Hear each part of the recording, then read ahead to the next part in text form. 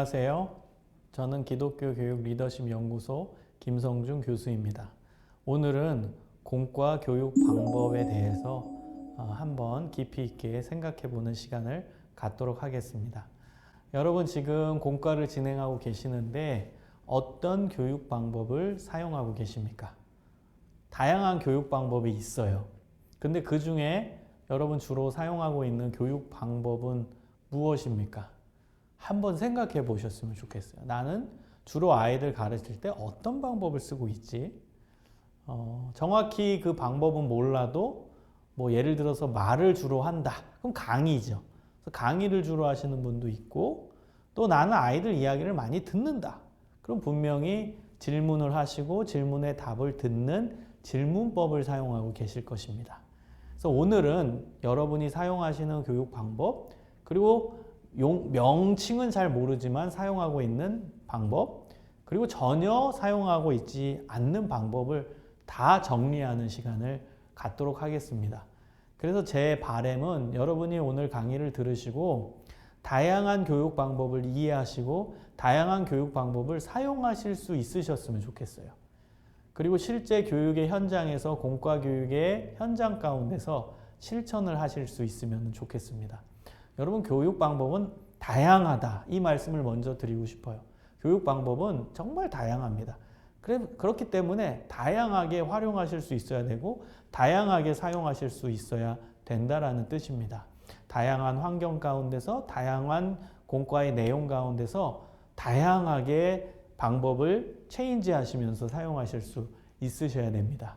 자, 그런 면에서 오늘은 아주 실제적인 교육이 될 테니까요. 여러분 집중해서 끝까지 잘 들어주시기 바랍니다.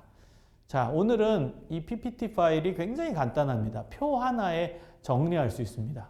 자, 이 표 하나입니다. 너무 간단하죠? 그러나 저는 이제 공과에서 활용할 수 있는 교육 방법을 다음과 같이 제시한 겁니다. 제가 연구한 건데요. 저는 이제 영역을 좀 나눴습니다.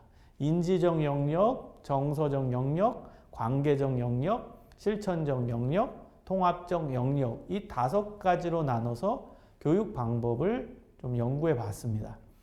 그러면 인지적 영역이라는 것은 이제 머리를 주로 사용하는 그런 교육 방법이 되겠죠. 그 다음에 정서적 영역은 이 감정, 마음 관련된 부분을 사용하는 방법이 되겠고요. 관계적 영역은 또래 아이들, 우리 반 아이들이 함께 활동을 하면서 그 관계성을 쌓아가는 부분에 강조점을 두고 있는 영역이 되겠고요. 실천적 영역은 우리의 손과 발을 움직이면서 실제적으로 실천을 하는 실천이 동반되는 거에 포커스를 맞춘 영역이 되겠습니다. 자, 그 다음 통합적 영역은 이 인지, 정서, 관계, 실천이 통합적으로 연결되는 영역, 다 사용하는 영역으로 구분지어 본 것입니다. 자, 먼저 이제 인지적 영역을 한번 살펴보겠습니다. 인지적 영역에서 우리가 사용할 수 있는 교육 방법은 강의법, 성경 공부, 스토리텔링, 암송을 들 수 있습니다. 먼저 강의법을 설명을 해볼게요. 여러분 지금 제가 강의를 하고 있습니다. 여러분에게 강의를 하고 있죠. 자, 강의법이 우리 교회학교 선생님들이 제일 익숙하게 그리고 가장 많이 사용하고 있는 교육 방법이라고 생각을 합니다. 쉬워요, 일단. 그냥 강사가 이야기하면 됩니다. 선생님이 이야기하면 되는 거기 때문에 굉장히 쉬운 교육 방법이고 그리고 자연스러운 교육 방법이고 누구든지 활용할 수 있는 교육 방법입니다. 그런데요, 강의법이 효과적일 때도 있고 효과적이지 않을 때도 있다는 겁니다. 그래서 언제 강의법이 효과적인지를 보고 그리고 그때 강의법을 사용하실 수 있어야 되는 겁니다. 우리가 성찰해야 될 부분은 아무 때나 우리는 강의법을 사용하고 있다는 점이죠. 강의법이 효과적일 때도 강의법을 사용하고 강의법이 효과적이지 않을 때도 강의법을 사용한다는 데 우리의 문제가 있는 것이거든요. 그래서 강의법을 사용해야 될 때 그리고 강의법을 사용하지 말아야 될 때를 구분지어서 분별할 수 있는 게 굉장히 필요합니다. 자, 강의법은 언제 필요하냐? 2가지 경우에 필요합니다. 첫 번째 경우는 인원이 많을 때입니다.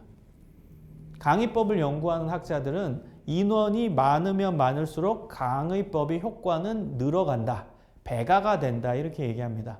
적어도 30명 이상일 경우에 강의법의 효과는 나타난다.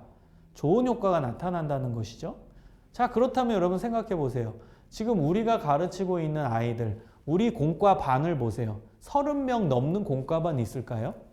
아무리 큰 교회도 30명 넘어가는 공과반은 없을 겁니다. 30명이 넘어간다면 당연히 나누겠죠.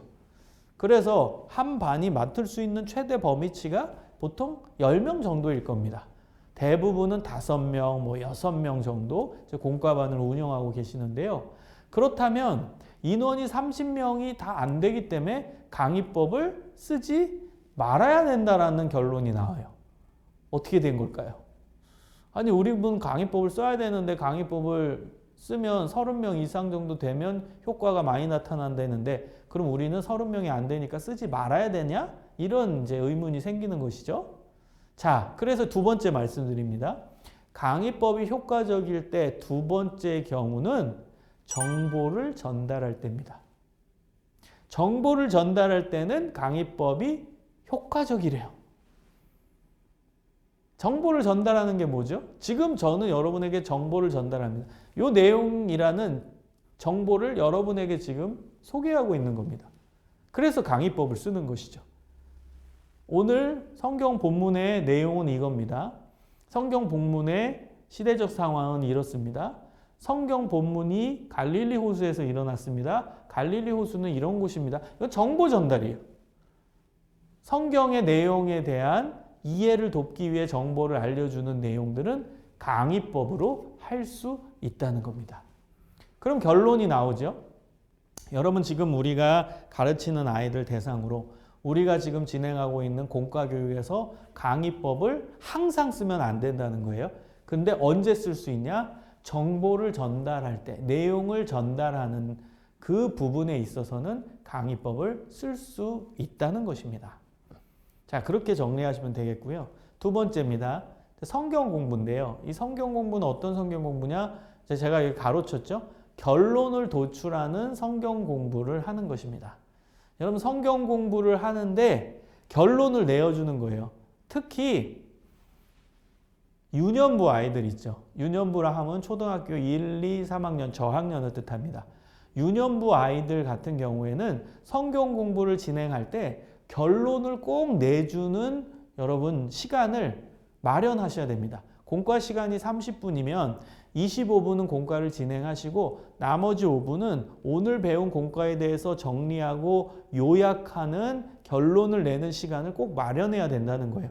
그래야 그 아이들은 25분 동안에 배운 내용, 그 내용을 온전히 익힐 수 있고 자기 것으로 받아들일 수 있다는 겁니다.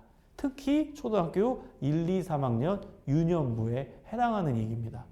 그리고 다른 연령대도요. 결론을 꼭 도출하는 특히 이제 초등학생들은 더 도출하시면 좋겠어요. 초등학교 1, 2, 3학년은 필수고 4, 5, 6학년도요.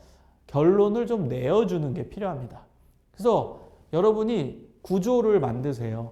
내가 30분 동안에 공과를 진행한다면 5분 정도는 삶의 이야기를 나누고 그 다음에 20분 정도는 이제 공과를 진행하고 마지막 5분은 오늘 공과를 정리하면서 결론을 도출하고 정리하는 시간을 갖겠다라고 구조화를 해서 그렇게 매번 시행을 하시면 좋을 것 같아요. 여러분 결론을 도출하는 성경 공부, 결론을 도출하는 공과 교육이 중요하다는 것입니다.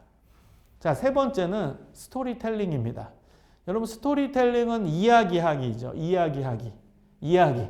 아이들과 이야기를 많이 나눠야 되는데 여기서 말하는 이야기는 성경에 나오는 스토리, 성경에 나오는 이야기를 아이들에게 해주는 겁니다. 자, 스토리텔링에서 어떤 스토리텔링을 사용하면 좋을까? 저는 동화구연식 스토리텔링을 사용하면 좋겠습니다. 특히 유치부 아이들, 그 다음에 유년부 아이들, 그 다음에 초등부 아이들까지도. 초등부는 초등학생, 초등학교 4, 5, 6학년입니다. 초등학교까지는 동화구연식 스토리텔링을 하실 수 있으면 좋겠어요. 성경에 이야기가 많이 나오잖아요. 스토리들이 많이 나오잖아요. 그것을 동화구연식으로 하는 게 중요합니다. 자, 여러분에게 퀴즈를 내볼까요? 동화구연의 핵심이 뭘까요? 여러분 교회에서 지금 동화구연 하시는 선생님들 계시죠? 그럼 동화구연의 핵심이 뭘까요? 동화구연의 핵심은 음성 변조입니다. 음성 변조. 음성이 바뀌어야 된다는 거예요. 등장인물에 따라서. 예를 들어서 오늘 성경의 스토리에 등장인물이 5명이면 등장인물의 목소리를 다 다르게 해야 한다는 겁니다. 여러분 이게 쉬울까요? 어려울까요? 어렵죠. 예를 들어서 여러분 예수님의 제자들 다 등장한다고 해보세요. 예수님의 제자가 12명인데 예수님까지 이제 포함하면 총 남자만 13명이 나오는데 13명의 남자 목소리를 다 변조할 수 있겠어요? 어떤 사람은 중저음으로 깔고 저음으로 하고 중음으로 하고 고음으로 하고 최고음으로 하고 이게 쉽지가 않아요. 연습을 안 하시면요 못합니다. 그래서 동화구연식 스토리텔링을 쉽게 생각하시면 안 돼요. 동화구연식 스토리텔링은 음성 변조가 핵심이기 때문에 여러분 음성 변조에서 연기하는 훈련을 하셔야 돼요.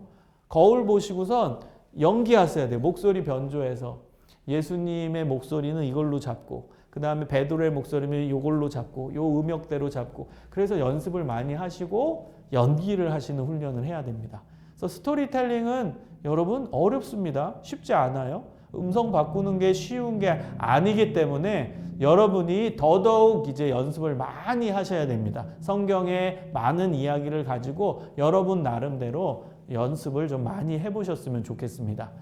자, 그 다음에 이제 인지적 영역에서 4번째 암송입니다. 여러분 성경 암송 정말 중요하죠. 유치부 아이들도 성경 암송해야 돼요. 그 다음에 초등학생들도 성경 암송해야 돼요. 중등부 아이들도 성경 암송해야 돼요. 고등부 아이들도 또 청년부도 또 어른도 다 성경 암송해야 됩니다. 그래서 성경 암송은 암송이라는 방법은 중요한 교육 방법 중에 하나입니다. 그런데 여러분 특히 유년부 아이들, 초등학교 1, 2, 3학년 아이들에게는 암송을 더 강조해서 해야 됩니다. 왜 그러냐면 초등학교 1, 2, 3학년 때 외우는 그 암송한 그 내용은 장기기억 장치에 들어가기 때문입니다. 우리 뇌 속에 장기기억 장치에 들어가요. 그럼 평생 기억하게 된다는 것입니다. 저도 초등학교 3학년 때 노회 대회에 나갔습니다. 제가 초등학교 때는요. 그런 연합 행사들이 많았어요. 교회의 명예를 걸고 교회 대표로 나가서 노회별로 이렇게 연합 행사를 하고 연합 대회를 하는 것들이 많았거든요. 그래서 제가 이제 교회 대표로 암송 대회에 나갔어요. 노회 암송 대회. 그때요. 외우게 했던 성경 본문이 어디였는 줄 아세요? 무려 초등학교 3학년한테 요구했던 성경 암송의 범위가 마태복음 5장, 6장, 7장의 산상수훈이었어요. 석장을 외우는 거예요. 대단하죠? 초등학교 3학년 대상으로. 그래서 제가 마태복음 5장, 6장, 7장의 산상수훈의 그 구절들을 그때 다 외웠어요. 그때 힘들게 외웠던 기억이 아직도 생생합니다. 그리고 대회에 출전했던 기억이 아직도 생생해요. 놀랍게요. 그때 외웠던 산상수훈의 말씀들이 지금도 기억이 나서 지금도 저 외웁니다. 마태복음 5장, 6장, 7장 외웁니다. 놀랍게 외웁니다. 그때 외웠던 겁니다. 초등학교 3학년 때.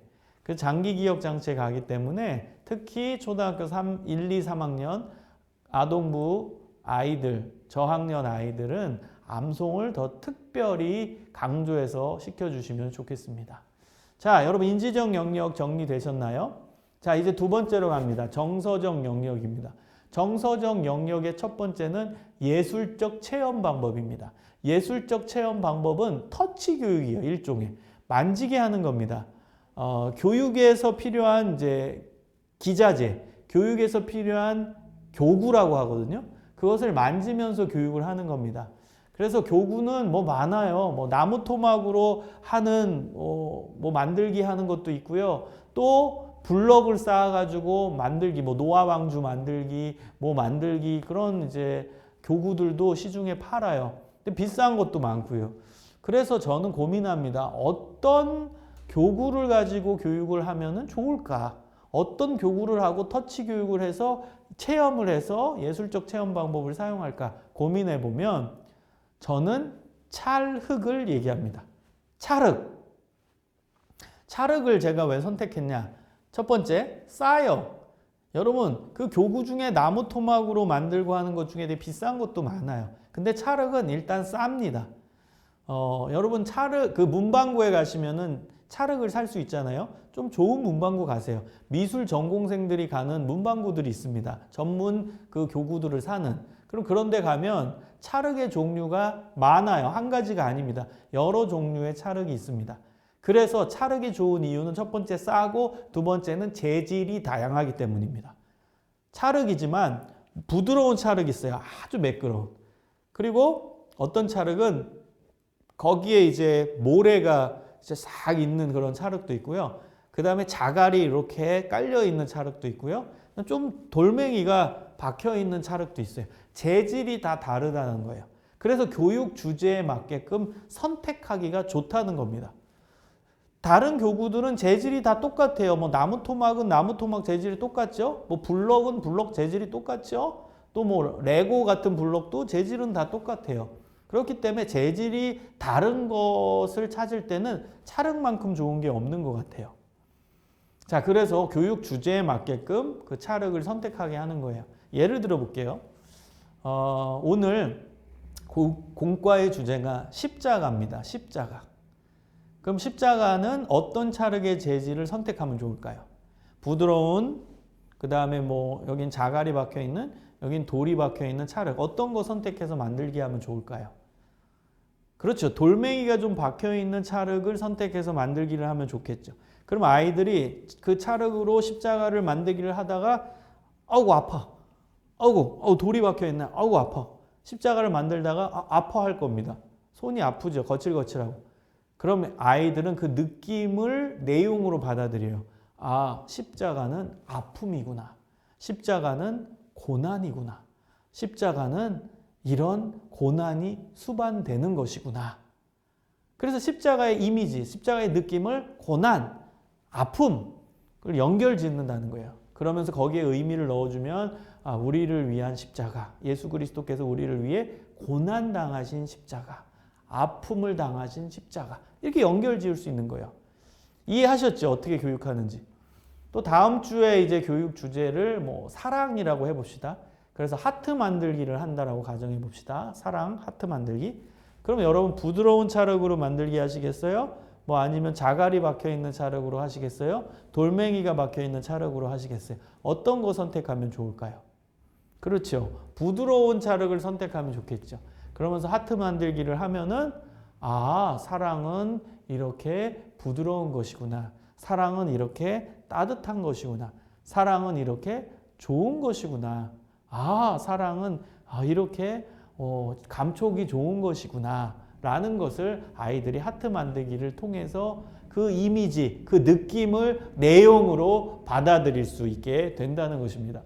여러분 만약에 하트 만들기를 하는데 돌멩이 박혀있는 찰흙으로 만들려고 하면 하트 만들기를 하다가 손이 아파, 이렇게 까칠까칠해. 사랑은 이렇게 아픈 것인가? 여러분 이건 너무 빨리 안 거예요. 사랑이 아픈 것이라고 이해하는 것은 너무 일러요, 아이들한테는. 그래서 사랑 하트 만들기를 할 때는 부드러운 찰흙을 가지고 만들게 하시는 게 좋습니다. 이게 예술적 체험 방법이에요. 만지면서 체험하면서 그 안에 그 느낌, 그 이미지를 교육 내용으로 받아들이게 하는 교육. 이게 예술적 체험 방법입니다. 자, 그 다음은 이제 묵상법입니다. 여러분 묵상법은 말씀 안에서 본문 안에서 하나님이 누구신지를 찾는 것이고 본문 안에서 하나님의 생각이 무엇인지 그 하나님의 생각을 어려운 말로 하면 하나님의 뜻이지요. 그래서 본문 안에서 하나님을 찾고 본문 안에서 하나님의 생각, 하나님의 뜻을 찾는 것. 이게 묵상입니다. 여러분 묵상법은 초등학교 1학년부터 가능해요. 초등학생 대상으로 묵상법 해보세요. 그러면 처음에는 아주 단편적으로 대답을 할 겁니다. 형용사가 드러나게 이렇게 대답을 할 겁니다. 예를 들어서 초등학교 1, 2학년한테 묵상법을 시켜보면 처음에는 하나님 어떤 분이냐? 그럼 하나님 좋은 분이다. 하나님 무서운 분이다. 하나님 벌 내리는 분이다. 하나님 안아주시는 분이다. 하나님 좋은 하나님, 하나님 멋진 하나님 이런 형용사로 답을 합니다. 그러나 묵상을 하면 할수록 이 문장이 구체화되고 문장이 확장이 되고 표현이 늘어갑니다. 해보세요. 초등학생들도 처음에는 단편적으로 답하다가 점점 문장이 구체화되고 확장되는 것을 여러분이 볼 수 있을 겁니다. 그래서 초등학교 저학년부터 이 묵상법은 효과적으로 하실 수 있다는 겁니다. 자, 그 다음은 사례법입니다. 사례법. 여러분, 사례법은 뭐냐면 사례를 들어서 이야기를 하는 겁니다. 사례. 뭐 책에서 읽은 사례도 있겠죠. 뭐 영화 봤던 내용을 갖고 사례를 이야기할 수 있겠죠. 또 개인의 삶에 대해서 경험한 이야기들 사례로 얘기할 수 있겠죠. 그러나 제일 좋은 사례법을 알려드릴게요. 제일 좋은 사례법은 내가 가르치고 있는 아이 연령대의 교사인 내가 경험했던 사례를 이야기하는 게 제일 좋은 방법입니다. 만약에 내가 지금 중학교 3학년 아이들을 가르치고 있는데 내가 중3 때 경험했던 사례, 일화를 아이들한테 얘기해 주는 게 제일 좋은 사례법이라는 거예요. 내가 가르치는 아이들 연령대에 경험했던 사례를 이야기해 주는 거예요. 그럼 공감력이 생기고요. 그러면은 우리 아이들은 선생님을 선배로 느껴요. 아, 맞다. 우리 선생님도 나와 같은 연령대를 경험했지라는 것을 실제적으로 깨닫게 됩니다. 그러면서 동질감이 형성되고 그리고 공감력이 생기게 된다라는 거예요. 그래서 여러분 사례법을 꼭 잘 사용하십시오. 적절할 때 사용하면 사례법만큼 좋은 효과를 주는 방법이 없을 정도로 중요한 좋은 방법이 됩니다. 그리고 이제 아이들과 이제 공과를 진행하다 보면은 아이들이 졸 수도 있잖아요. 뭐 꾸벅꾸벅 졸 수도 있고 집중 안 할 수도 있는데요. 그때 선생님이 사례를 딱 얘기하잖아요.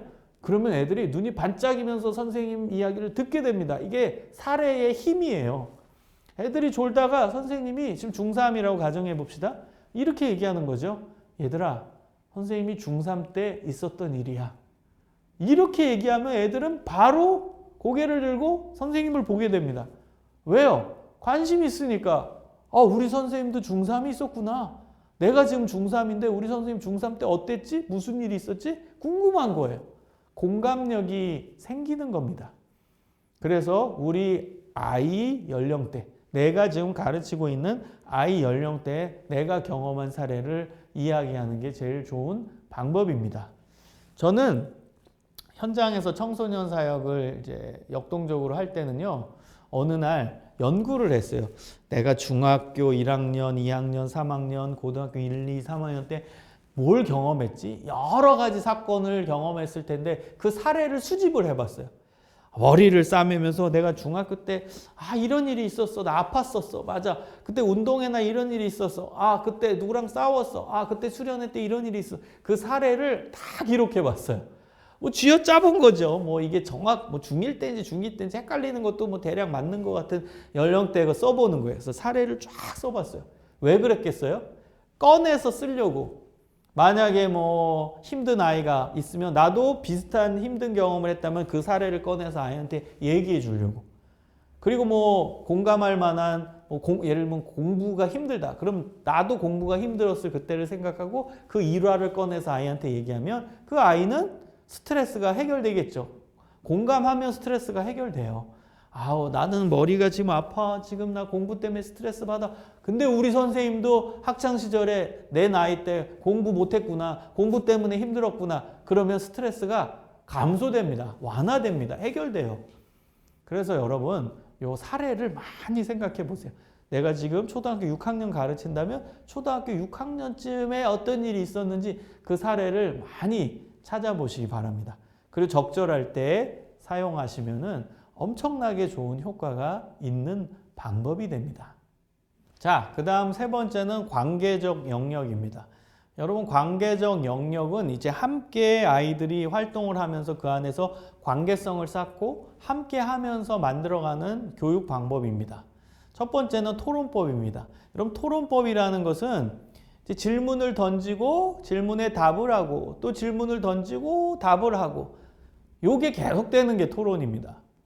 그래서 토론이라는 건 자기 의견을 제시하는 것이죠. 그리고 질문을 던졌을 때 그거에 대한 자기 이야기를 답하고 또 질문하는 겁니다. 그래서 질문법이 계속 연결되면 그게 토론법으로 사실은 연결이 됩니다. 자기 이야기를 나누는 방법.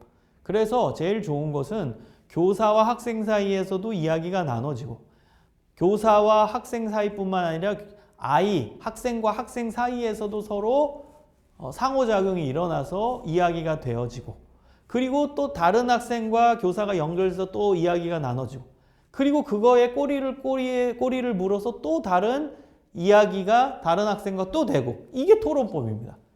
그래서 토론법이 잘 됐다 했을 때는 끊기지 않는 거예요. 요거 얘기하고 답변하고 끝. 이거 토론이 안 되죠.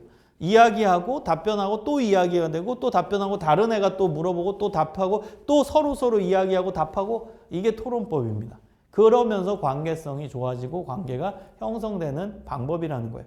그래서 여러분 토론법을 잘 하시려면 일단 질문법을 잘 알아야 돼요. 이 부분도 할 건데요. 질문법을 잘 알아야 우리가 정확하게 토론도 매끄럽게 진행을 할 수가 있는 것입니다. 이야기가 끊기지 않고 계속 진행될 수가 있는 것입니다. 자, 그 다음은 협동학습입니다. 협동학습은 함께 아이들이 모여가지고 함께 논의하면서 작품을 만들어가는 게 협동학습입니다.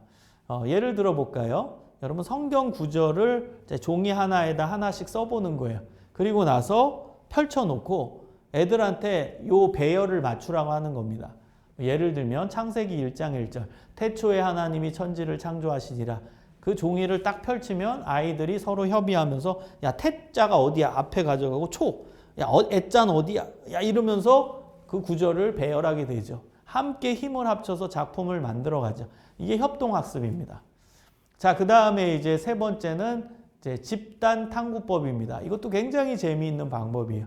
집단탐구법은 협동학습과 비슷한데 어려운 주제를 제시하고 그 주제에 대한 답을 맞추게 하는 방법이 집단탐구법입니다. 그러니까 집단으로 고민해서 탐구해서 답을 찾아가는 방법이라는 뜻입니다. 어려운 주제를 던지고 찾게 하면 돼요. 그러면 이 안에서 관계성도 형성되고 또 함께 답을 맞췄다라는 성취감도 오게 돼요. 여러분 아이들과 이제 회식하실 때 있죠. 밖에 나가서. 그러면 그냥 사주지 마시고 이런 집단 탐구법을 쓰시고 맞추면 가는, 회식 가는 이렇게도 활용해 보시면 좋을 것 같아요. 제가 재밌는 이야기, 실제 경험한 이야기를 해보겠습니다. 제가 초등학교 5학년 때 경험한 일인데요. 이 집단 탐구법을 선생님이 하셨어요. 뭐 선생님이 집단 탐구법이라는 교육 방법을 아셨는지 모르셨는지는 모르겠지만 어쨌든 그때 사용했던 그 선생님의 교육 방법이 집단 탐구법이었어요. 어느 날 저희들한테 오시더니 오늘은 공과를 안 하시겠대요. 그리고 하시는 말씀이 내가 어려운 퀴즈를 하나 낼 테니까 너희들이 이거를 맞추면 피자 먹으러 간다 그랬어요. 여러분 제가 초등학교 5학년 때 우리나라에 피자집이 없었어요. 뭐 체인점이죠. 피자 체인점이 없었고요. 피자를 팔던 곳은 경양식집에서 팔았습니다. 저희 교회 옆에 이제 경양식집이 있었어요. 집사님이 운영하시는. 거기서 피자를 파셨어요. 저는 그때까지 피자를 먹어본 적이 없습니다. 비쌌어요. 엄청 비싼 고급 요리였어요. 여러분 그런 시대가 있었어요. 여러분 지금 보고 계시는 분들 중에서도 공감하실 겁니다. 피자 고급 요리였어요. 그러다가 이제 피자 체인점이 오면서 일상화되고 이제 가격도 낮아지고 먹기가 음식을 먹을 때가 많아졌던 것이죠. 그러나 제가 초등학교 5학년 때는 고급 음식이었어요. 근데 선생님이 이 퀴즈를 내고 이 퀴즈를 너네들이 맞추면은 그 피자를 사주겠다는 거예요. 애들은 이제 막 난리 났죠. 저도 막 너무 신났어요. 야, 드디어 내가 피자를 먹어보는구나. 그 비싼 요리 피자를 먹어보는구나. 신났어요. 자, 선생님이 퀴즈를 내셨어요. 퀴즈가 뭐였는 줄 아세요? 분이엘이 뭐냐 이거였어요. 분이엘. 분이엘이 뭔지 아세요? 분이엘. 자, 아이들은 이제 찾기 시작합니다. 저희 반 아이들이 5명 있었거든요. 그래서 제가 그때 막 반장 역할을 했어요. 그래서 야 나는 창세기부터 어디까지 찾을게. 성경은 찾을 수 있었거든요. 너는 어디서부터 어디까지 찾아. 야 너는 신약에서 찾아. 다 찾은 거예요. 선생님은 저희들에게 30분 시간을 주셨어요.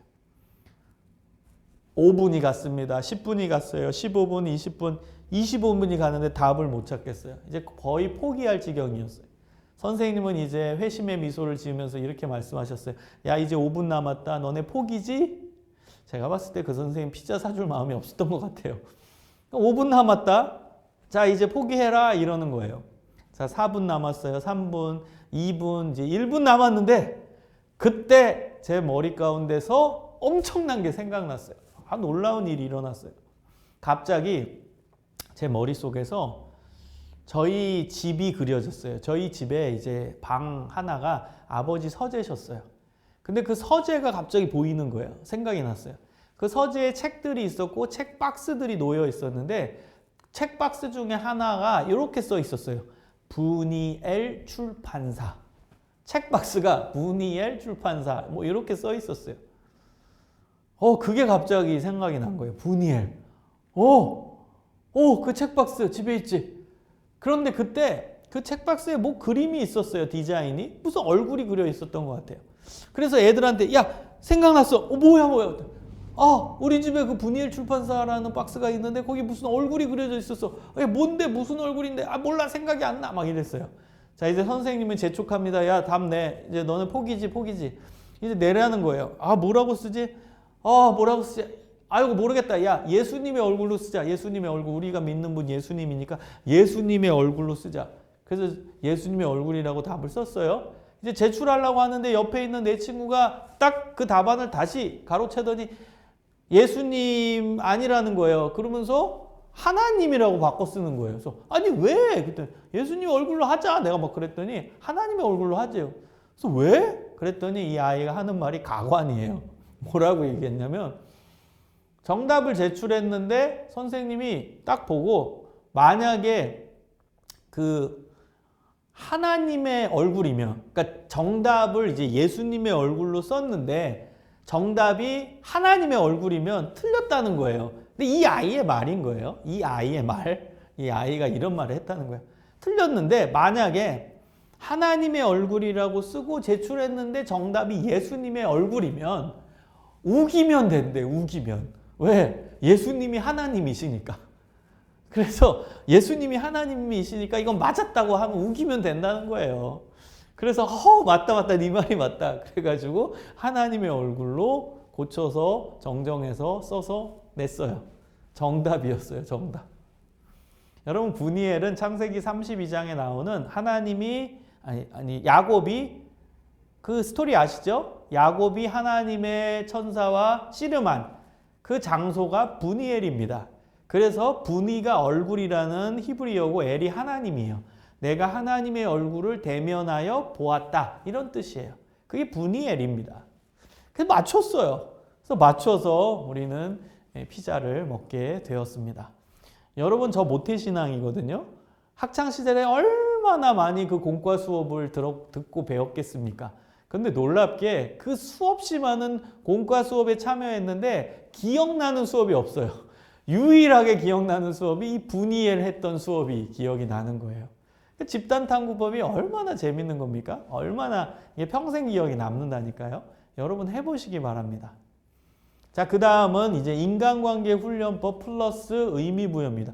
여러분, 인간관계 훈련법이라는 것은요, 이것은 게임이에요. 게임. 오프라인 게임입니다. 몸을 부대끼는 게임입니다.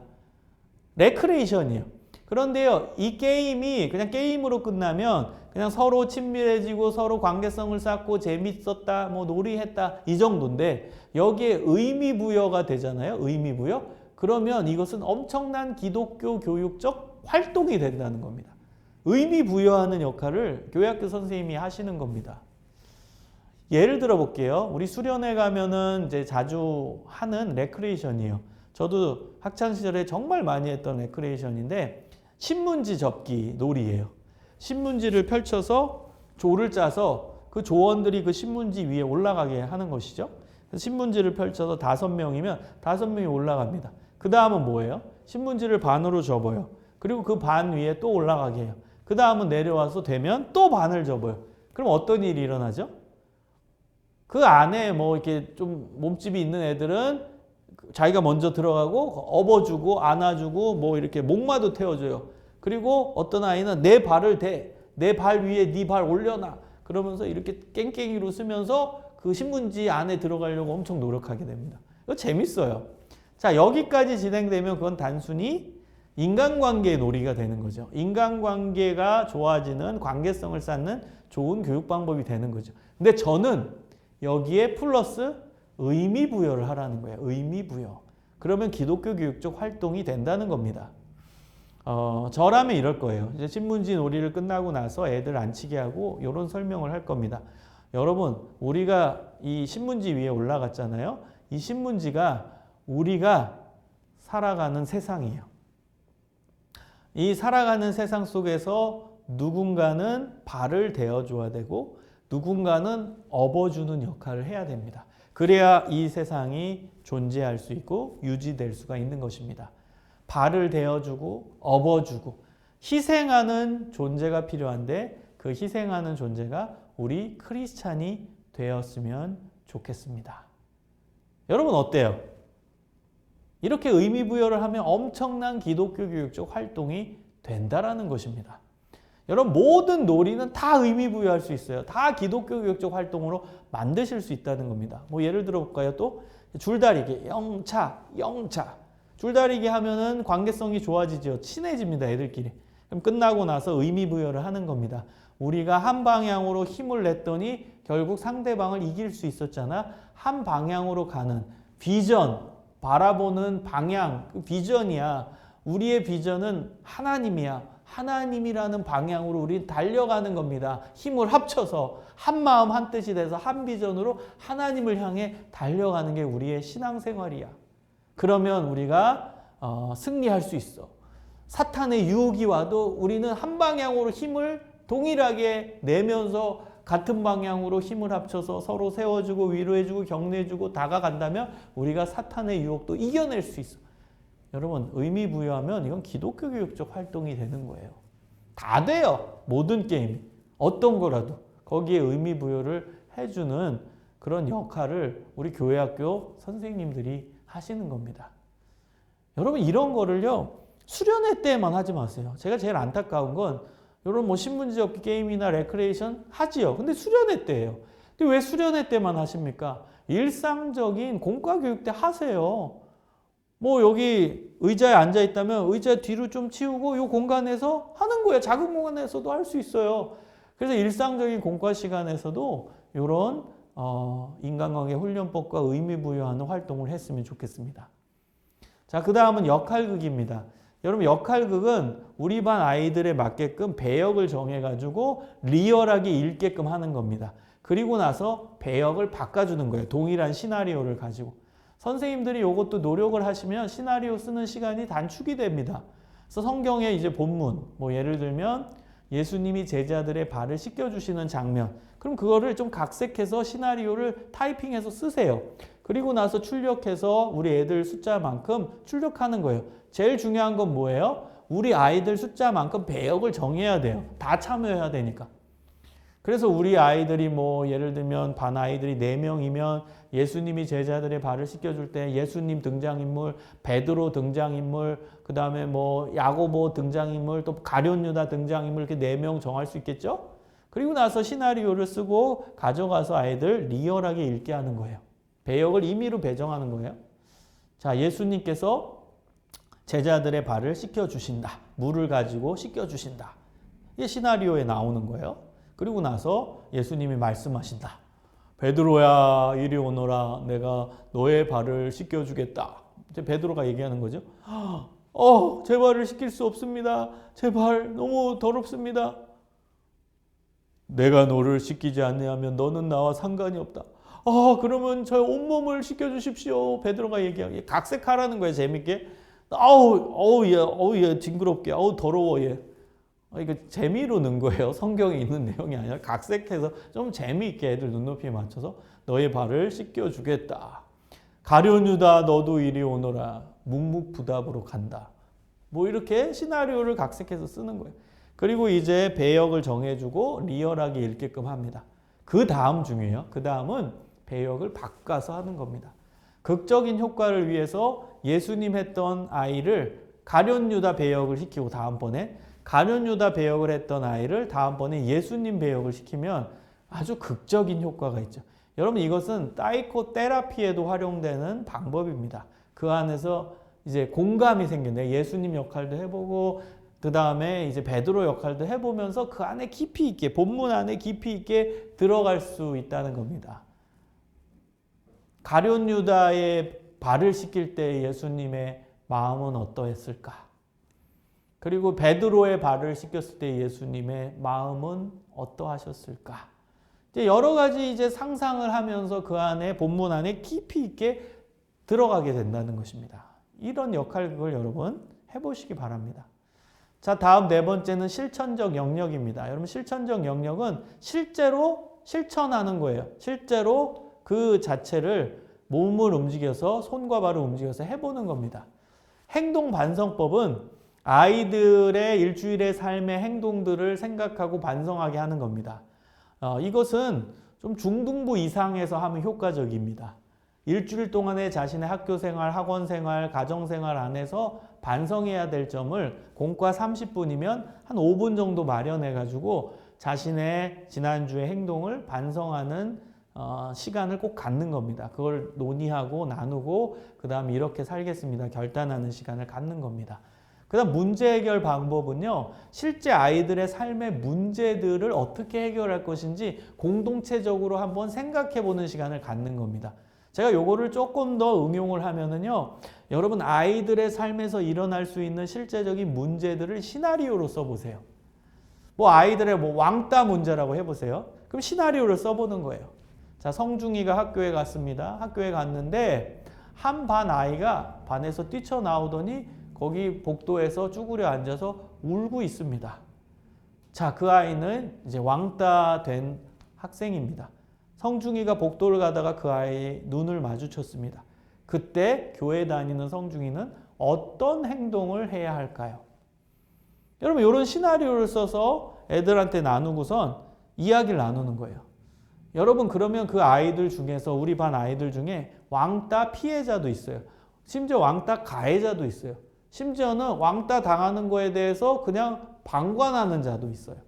그러면서 이런 주제를 가지고선 우리가 크리스찬으로서 어떤 행동을 해야 하나님께서 기뻐하실까 고민을 하게 되고 이 문제를 우리의 삶의 문제를 어떻게 해결할 수 있을까? 내가 이제 학생으로서 나는 어떤 노력을 감당해야 될까? 이 부분을 생각할 수 있게 된다는 거예요. 자, 그 다음은 선교 여행입니다. 선교 여행. 여러분 선교 여행은 뭐 비전 트립이라고도 얘기하고 뭐 미션 트립이라도 얘기하는데요. 단기 선교예요. 교회에서 단기 선교를 기획하고 하는데요.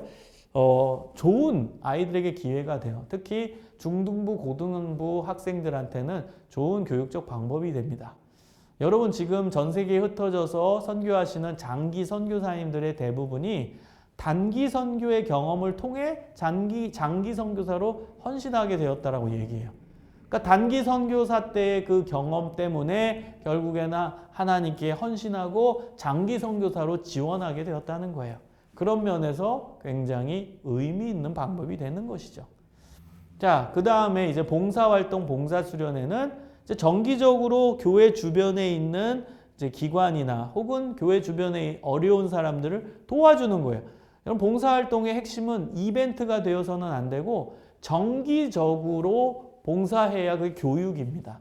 정기적인 게 중요해요. 일관되게 하는 게 중요합니다. 그래서 교회 주변에 뭐 주민센터나 뭐 구청이나 가보면 그 교회 주변에 이제 어려운 사람들 뭐 독거노인이라든지 소년소녀 가장이라든지 이런 거 도울 수 있는 기회들 정보들이 있습니다. 그거를 좀 알게 되고 그다음 지속적으로 동일한 기관이라든지 동일한 사람들을 뭐 1년이든 2년이든 좀 봉사하면서 도울 수 있었으면 좋겠습니다. 1, 2년은 도와야 그게 지속적으로 돕는 거지 그냥 한 번 이벤트로 하는 건 큰 의미가 없습니다. 자, 봉사수련회는 이것은 뭐냐면 우리 교회가 후원하고 도와주는 미자립 교회와 연결해서 우리 아이들과 같이 수련회를 가는데요. 이것은 중고등부 수련회에 적합한 것 같아요. 뭐 초등부 수련회도 할 수는 있는데 중고등부 수련회가 더 효과는 높다고 생각을 해요. 그래서 미자립 교회에 가서 우리 애들, 중고등부 애들이 가는 거예요. 그러면 그 수련회 장소를 이제 그 미자립 교회를 쓰는 거예요. 그 장소를 거기서 쓰는 거예요. 그리고 오전과 오후에는 그 지역, 마을, 그 교회가 있는 마을 봉사를 하는 겁니다. 그래서 그 봉사 수련회 가기 전에 그 마을 이장님을 만나면 좋아요. 그러니까 그 미자립교회 담임 목사님께 좀 부탁을 해서 이장님과 사전에 선생님들이 만나는 시간을 가지면 이 마을에 실제적으로 어떤 일을 하면 좋습니까? 정말 우리 애들이 할 수 있고 정말 이 마을에 도움이 되는 걸 알려주세요. 정보를 얻어요. 그리고 나서 애들 준비시켜요. 준비시키는 게 중요합니다. 그래야 실제적인 봉사가 되고 마을에 도움이 실제적으로 될 수 있어요. 그리고 이제 아이들 데리고 수련회를 하고 미자립 교회가 수련회 장이 되는 거고 오전과 오후에는 그 마을에 들어가서 봉사를 하는 거예요. 그리고 나서 저녁에 뭐 하냐?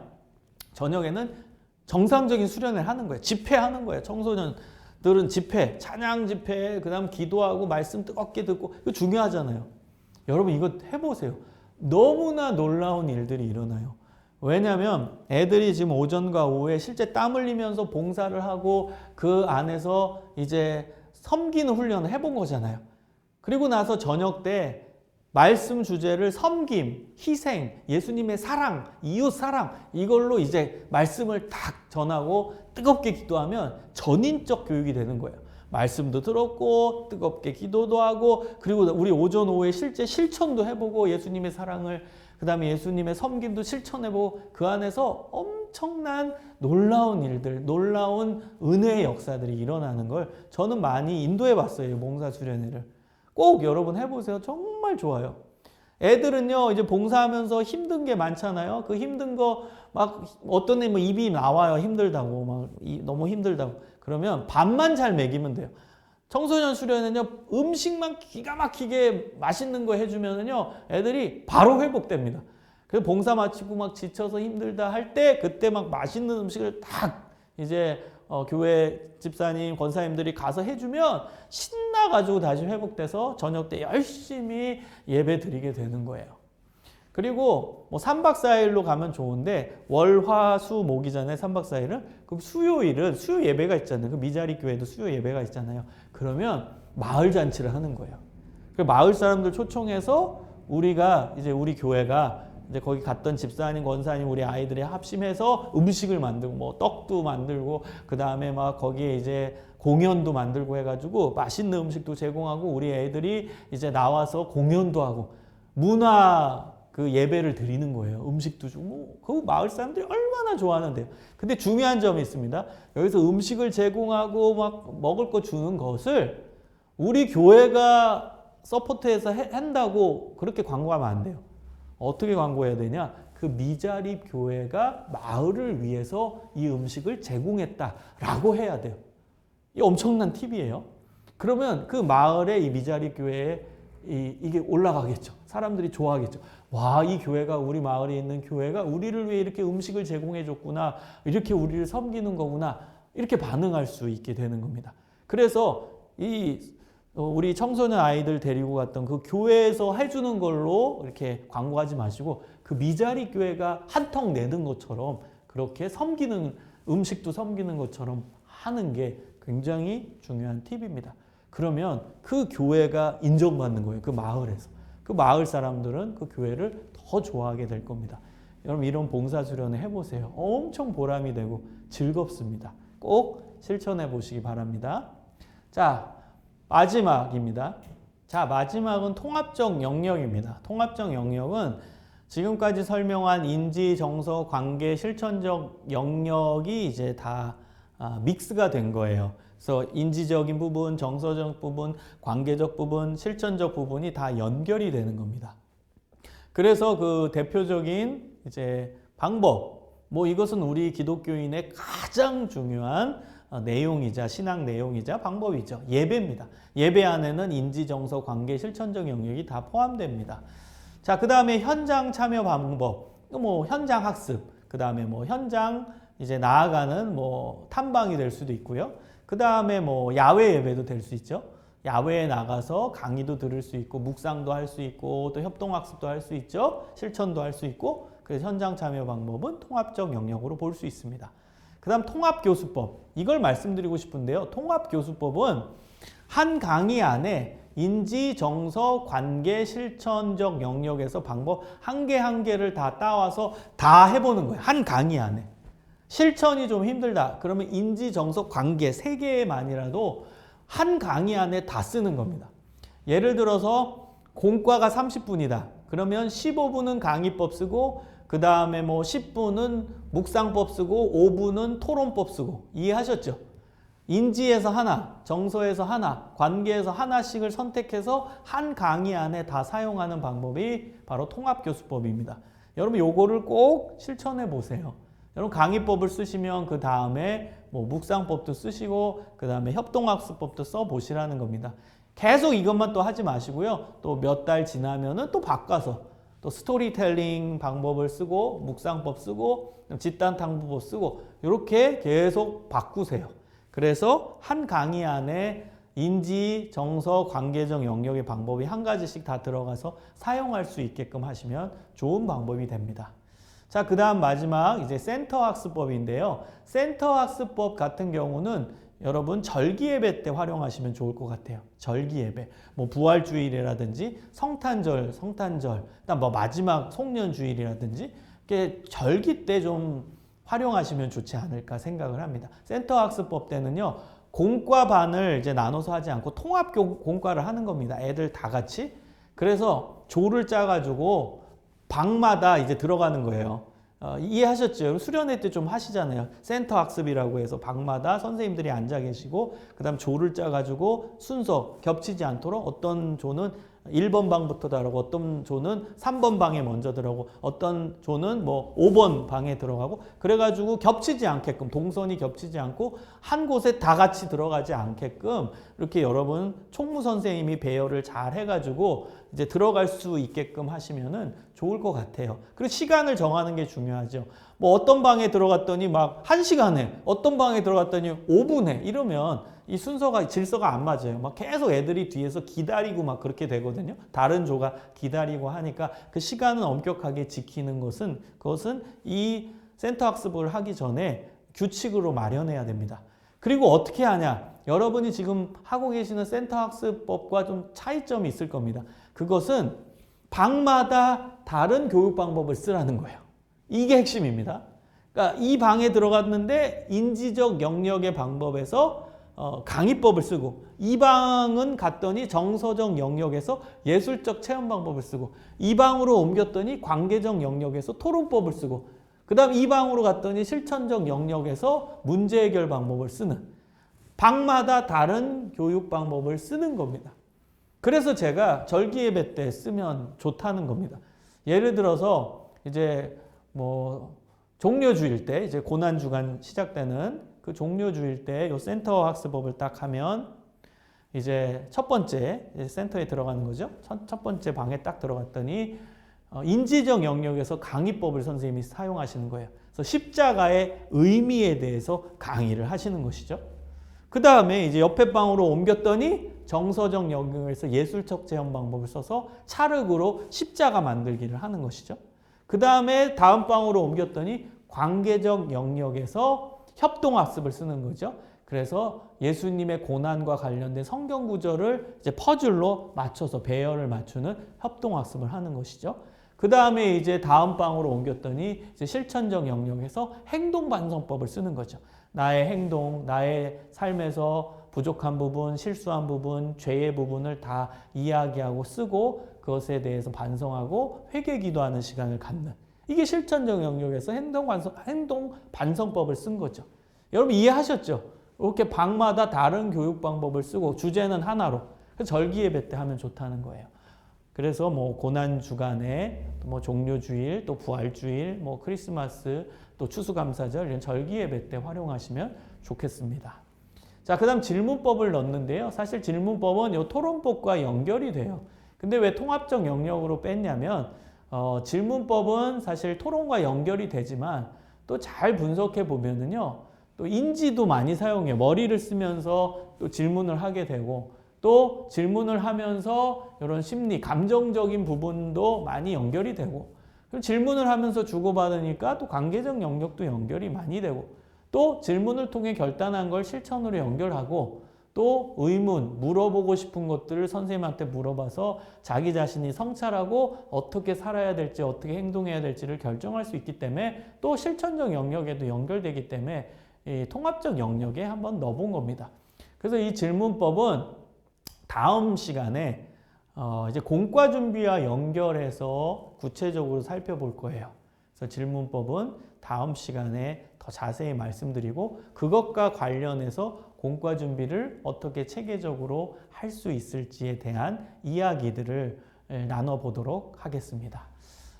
여러분 마지막으로 생각해 볼 점은 오늘 배운 다양한 이제 교육 방법 중에 내가 더 많이 공부하고 활용해야 하는 교육 방법은 무엇인지를 꼭 찾으세요. 그리고 통합교수법 제가 말씀드렸죠. 한 강의 안에 이제 영역별로 하나씩 방법을 사용하는 그런 통합교수법도 활용하실 수 있었으면 좋겠습니다. 그리고 두 번째는 내가 담당하는 교회학교 부서 아이들에게 적용할 수 있는 교육 방법. 좀 우리 애들의 눈높이에 맞출 수 있는 교육 방법. 그건 상황에 따라 또 교회 환경과 문화에 따라 조금씩 다를 수 있거든요. 그래서 우리 교회 부서 아이들에게 적용할 수 있는 좋은 방법들은 무엇일까? 하나가 아닙니다. 교육 방법들을 찾으셔야 됩니다. 그래서 그것을 꼭 활용하실 수 있었으면 좋겠습니다.